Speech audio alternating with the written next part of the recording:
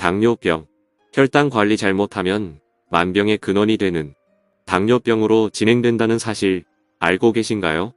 당뇨로 가기 전 단계에서 혈당을 낮추지 못하면 심혈관 질환, 신장 질환, 암이나 치매 등의 합병증이 발생할 수 있어 확실히 잡아주셔야 합니다. 우리가 무심코 먹는 고칼로리 음식과 당분이 많은 음식들이 건강을 해치고 병들게 만듭니다. 혈당 때문에 걱정하시는 분들, 어떤 음식을 피해야 하고 어떻게 먹어야 혈당을 낮출 수 있을지 함께 알아보겠습니다. 우리가 이렇게 고민을 하게 만드는 게 바로 정제된 탄수화물이죠. 탄수화물을 적게 먹어야 한다는 사실 알고 계실 겁니다. 탄수화물 섭취를 줄이고 단백질 섭취는 늘리고 각각의 영양소를 잘 알고 먹는 게 건강을 지키기 위한 최고의 습관입니다. 그런데 이거 아시나요? 우리가 하루에 3끼 먹는 밥이 탄수화물이라는 것. 그래서 가능한 흰쌀밥보다는 잡곡밥이나 현미밥을 드시는 것이 좋다는 것도 다 알고 계실 겁니다. 이렇게 기본적인 내용들은 많이들 알고 있는 내용입니다. 그래서 오늘은 간단한 방법으로 큰돈 들이지 않고 혈당을 천천히 오르게 하면서 밥의 칼로리도 확 줄이는 방법을 알려드리겠습니다. 이거 간단하고 확실한 방법이니까 꼭 따라해보세요. 밥하실 때 이거 한 숟가락만 넣으시면 됩니다. 이게 무엇일까요? 바로 기름입니다. 의외로 생각하시는 분 계실 겁니다.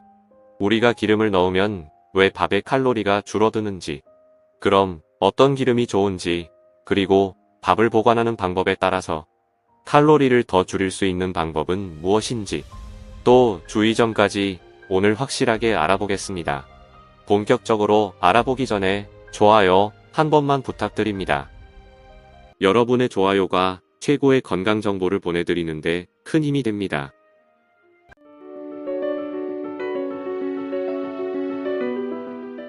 우리가 주식으로 먹는 밥이 어떤 이유로 혈당을 올리고 살이 찌는지, 밥을 많이 먹게 되면 왜 혈당이 급격히 오르는지 이것부터 알아보겠습니다. 쌀 속에는 전분이라는 게 있습니다. 그래서 씻고 물을 적당량 넣어서 열을 가하면 밥이 되는 겁니다. 이렇게 열을 가하는 과정에서 호화가 일어납니다. 호화란 게 뭐냐면 말 그대로 액체 상태인 전분질이 고체 상태인 당질로 변화하는 현상입니다. 전분이라는 물질은 아밀로오스와 아밀로펙틴이라는 두 가지 성분으로 이루어져 있는데, 가열하면 아밀로오스는 덱스트린으로 변화하고 아밀로펙틴은 포도당으로 분해되면서 단맛이 나고 소화 흡수가 잘 되는 형태로 변하게 되는데, 이게 밥인 거죠. 쉽게 설명드리면 전분이 물과 만나면 열이 가해질 때 전분 입자들이 변화가 됩니다. 입자들이 팽창되면서 그 전분의 구조가 변화해가는 현상인데요. 이러면서 끈적임이 생기고 부피가 늘어나게 되는 겁니다. 그래서 성질이 변화하게 되는데, 이렇게 전분이 호화되면 소화효소로 인해서 쉽게 포도당으로 분해가 되는 겁니다. 그래서 소화가 잘 되니까 흡수가 빠르게 돼서 바로 혈당을 오르게 하고 또 살도 더 잘 찌게 하는 겁니다. 그러니까 갓 지은 쌀밥을 먹으면 혈당이 급격히 오르게 되는 겁니다. 쌀밥은 김이 모락모락 나는 금방 지은 밥이 맛있는데요. 혈당 때문에 걱정입니다. 첫 번째 방법으로 간단한 방법이 있는데, 밥을 차게 식혀서 먹으면 혈당 걱정 안 하셔도 됩니다. 차게 식히면 놀라운 변화가 생기는데요. 식힌 찬밥을 먹으면 찬밥에는 저항성 전분이라는 성분이 들어있는데, 이 저항성 전분 작용으로 혈당을 급격히 올라가지 않게 할 뿐만 아니라 살이 찌는 것을 막아서 다이어트에도 효과가 좋습니다. 저항성 전분이라는 것은 소화효소의 저항성을 가지고 있다고 해서 저항성 전분이라고 부릅니다. 그래서 소장에서 흡수가 잘 안 되고 대장으로 내려가서 세균들에 의해서 분해됩니다. 이렇게 소장에서 흡수가 덜 되기 때문에 저항성 전분은 혈당을 훨씬 더 덜 오르게 하고 천천히 오르게 합니다. 소화 과정이 길기 때문에 당연히 포만감도 오래 지속됩니다. 그러니까 배고픔을 덜 느껴 음식도 덜 먹게 되게 됩니다. 이 저항성 전분에는 식이섬유도 많이 포함되어 있는데, 일반 전분은 1g당 칼로리가 4kcal인데요. 저항성 전분은 1g당 2kcal로 열량이 거의 50%가 감소된다는 것입니다. 그러니까 다이어트에 좋다고 말씀드리는 겁니다. 최근 폴란드 포즈난 의대 연구팀은 32명의 당뇨병 환자를 대상으로 한 연구 결과를 발표했습니다. 46g의 같은 양의 쌀밥을 두 그룹으로 나누어 먹게 했는데 한 그룹은 갓 지은 쌀밥을 먹게 했고 다른 한 그룹은 24시간 동안 식힌 뒤 다시 데운 쌀밥을 먹게 했습니다. 그리고 식사 전후의 혈당을 측정했는데 놀라운 결과가 나왔습니다. 갓 지은 밥을 먹은 그룹은 혈당이 식전보다 식후에 평균 70mg/dl가 올라갔는데요. 식힌 뒤 다시 데운 밥을 먹은 집단은 평균 49mg/dl만 올라갔습니다. 갓 지은 밥을 먹은 집단보다 혈당이 훨씬 덜 높아졌고 갓 지은 밥을 먹은 그룹의 고혈당 지속 시간도 45분 정도였고 식혔던 밥을 먹은 그룹은 35분간만 지속이 됐습니다. 그렇다면 밥을 무조건 식혀서 찬밥으로 먹으면 효과가 있는 걸까요?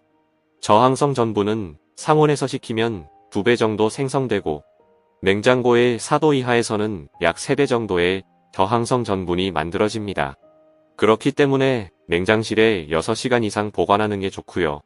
먹을 때는 찬밥을 그냥 먹는 게 아니라 전자레인지에 데워 드시면 됩니다. 찬밥에 생긴 저항성 전분은 다시 데워 드셔도 그대로 유지되기 때문에 따끈따끈하게 데워서 드시면 됩니다. 감자도 마찬가지로 쪄서 바로 드시는 것보다 냉장고에서 차갑게 해서 드시면 저항성 전분을 2~3배 높게 섭취할 수 있습니다. 이 내용은 올려드린 이전 영상에서 확인하실 수 있습니다. 다음으로는 밥 지을 때 이것을 한 스푼 넣으면 좋다고 말씀드렸는데 바로 기름이라고 말씀드렸습니다. 그럼 사용하는 기름은 무엇일까요? 코코넛 오일이나 올리브 오일입니다. 이 두 오일은 식물성 오일인데 이렇게 기름을 넣으면 전분의 분자들을 더 단단하게 만들어서 저항성 전분이 만들어진다고 합니다. 2020년 국제생물고분자 학회지에 발표된 연구에 따르면 불포화 지방산이 많은 오일이 저항성 전분을 더 잘 만들어낸다고 합니다. 그래서 식물성 오일을 사용하면 좋다는 거고요. 먹는 방법은 아까 말씀드린 쌀밥을 냉장고에 6시간 이상 식힌 후에 드시면 됩니다. 미국 과학협회의 학술대회에서 저항성 전분 관련된 발표가 있었는데요. 쌀밥을 지을 때 코코넛 오일과 같은 식물성 지방을 넣고 냉장고에서 12시간 냉장 보관을 하였더니 저항성 전분이 무려 10배나 증가했다고 하고요. 칼로리는 60%까지 떨어졌다고 합니다. 바로 이 방법을 활용하면 다이어트에도 도움이 되고 또 힘들이지 않고 혈당 관리도 할 수 있습니다. 마지막으로 보관할 때 주의할 점도 있는데요. 많은 분들이 밥통에 밥을 한 다음 소량씩 덜어서 냉장 보관이 아닌 냉동 보관을 하는 경우도 많이 있습니다. 먹을 때 간편하게 먹으려고 조금씩 나눠서 보관하는 거는 좋은데 저항성 전분을 만드는 데는 도움이 안 됩니다. 왜 그러냐면 전분 주변에 수분이 얼어버리면 전분이 움직이지 못해서 저항성 전분이 생기지 않는다는 겁니다. 이 전분 분자들은 원래 움직여지면서 뭉쳐져야 저항성 전분이 생기는 건데 바로 얼어버리니까 안 되고 냉장실에 최소한 6시간 이상 보관하시는 것이 좋습니다. 오늘은 여기까지 돈 들이지 않고 혈당 잡는 법을 알아봤습니다. 이 방법으로 효과를 보셨다면 주변 지인께도 추천해주세요. 구독자 여러분의 건강을 위해 항상 좋은 정보를 보내드리도록 최신 의학 정보와 논문 등을 참고하여 영상 열심히 제작해 보내드리겠습니다. 추가로 정보를 받아보시려면 구독과 알림 설정을 눌러주세요.